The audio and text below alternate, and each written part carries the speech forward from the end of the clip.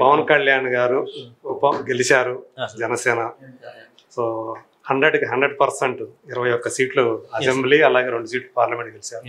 So మీరు కూడా ఆయనకు బాగా ఆ టైంలో కొంత ప్రచారం కూడా చేశారు. సో ఎలా ఫీల్ అవుతున్నారు మీరు? చాలా చాలా ఆనందంగా ఫీల్ అవుతుంది సార్. కళ్యాణ్ అలా అసెంబ్లీలోకి వెళ్ళాలి, ఆ ప్లేస్లో చూడాలి, ప్రమాణ స్వీకారం కానీ ఇవన్నీ కూడా కొణిదెల పవన్ కళ్యాణ్ అనే నేను అనేది ఆ వాయిస్ వినాలని అసలు చాలా చాలా కోరికగా ఉండింది. కోరిక అది ఒక ఇది లోపల నుంచి ఒక ధ్యేయం అంటారా, ఒక సంకల్పం అంటారు, అది ఉన్నింది మా అందరికీ. సో అది తీరింది.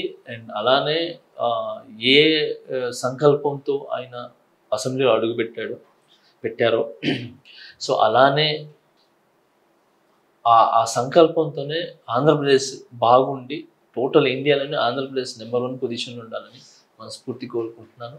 అండ్ అలాగే కళ్యాణ్ అన్న ఆశయాలు కానీ ఆయన వెళ్ళిన మనసులో ఏమైతే అనుకున్నారో చంద్రబాబు నాయుడు గారు, కళ్యాణ్ గారు కానీ అందరు కలిసి ఏమైతే ఆశిస్తున్నారో మన ఆంధ్రప్రదేశ్ ప్రజలు కానీ, సో ఏదైతే అనుకొని ఈ కూటమిని గెలిపించారో అది జరగాలని చెప్తున్నాం కదా. టోటల్ మన ఇండియాలోనే ఆంధ్రప్రదేశ్ నెంబర్ 1 పొజిషన్లో ఉంది. ఉపాధి కానీ, సంక్షేమాలు కానీ, సో అన్ని విధాలుగా, రోడ్స్ కానీ అన్ని విధాలుగా బాగుండాలని మనస్ఫూర్తి కోరుకుంటున్నాను. Thank you sir. Me association అంతా ఎలా ఉండబోతుంది ఫర్దర్గా? సార్ మా యూనిట్ అంటే మీరేం కోరుకుంటున్నారు?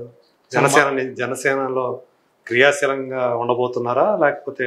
సార్ నేను 100% సార్ నేను ఇది కంటిన్యూగా ఒక కార్యకర్తనా మీరు? ప్రస్తుతానికి రాష్ట్ర ప్రచార కమిటీ వైస్ చైర్మన్గా ఉన్నాను జనసేనకి.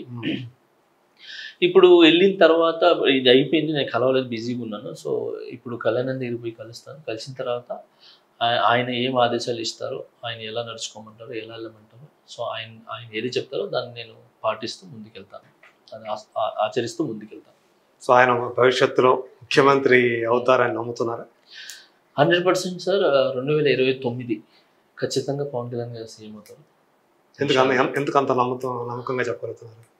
ఏమో నాకు అనిపించింది సార్. ఇప్పుడు ఎలక్షన్కి ముందు నేను చెప్పాను సార్, మీకు ఏం చెప్పాను ఎలక్షన్కి ముందు చెప్పండి.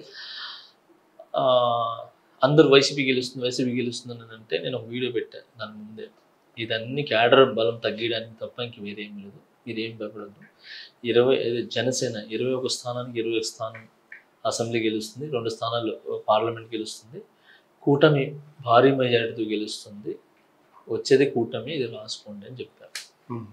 ఇది 1 డే ముందే చెప్పారు, జరిగింది కాబట్టి ఇప్పుడు చెప్తున్నారు. అంటే నేనేదో ఏమంటారు, నేను బాబానో అలా ఏం లేదు, అనిపించింది చెప్పాను. అంటే నేను తిరిగాను జనాలందరిలో తిరిగాను కాబట్టి జనం కోరిక అదే, వాళ్ళు కోరుకున్నప్పుడు అదే వైసీపీ చెప్పాను కదా, వైసీపీ ఇంట్లో తిరిగాను, అందరు ఇళ్ళలో తిరిగాను.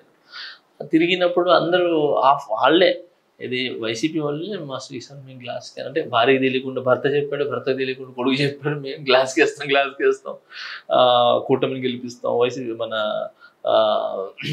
టీడీపీని గెలిపిస్తాము అని చెప్పి వాళ్ళు చెప్పిన మాటలే. అప్పుడే నేను డిసైడ్ అయినా, ఇది సైలెంట్ ఓటింగ్ పడుతుంది, చాలా గట్టిగా పడుతుంది సైలెంట్ ఓటింగ్ అని చెప్పి నేను నమ్మాను. అదే జరిగింది. సో అలానే నెక్స్ట్ కూడా ఖచ్చితంగా జనసేన తరపు నుంచి 2029 కళ్యాణ్ గారు సీఎం అవుతారని కోరుకుంటున్నాను. 2029లో జాని ఎమ్మెల్యేగానో ఎంపీగానో పోటీ చేసే అవకాశాలు ఉన్నాయా జనసేన తరఫున? సార్ అది కళ్యాణ్ గారు ఆదేశాలను బట్టి ఉంటుంది సార్. అంటే ఒకవేళ ఆయన ఆదేశిస్తే నిలబడతారా? ఖచ్చితంగా చేస్తాం.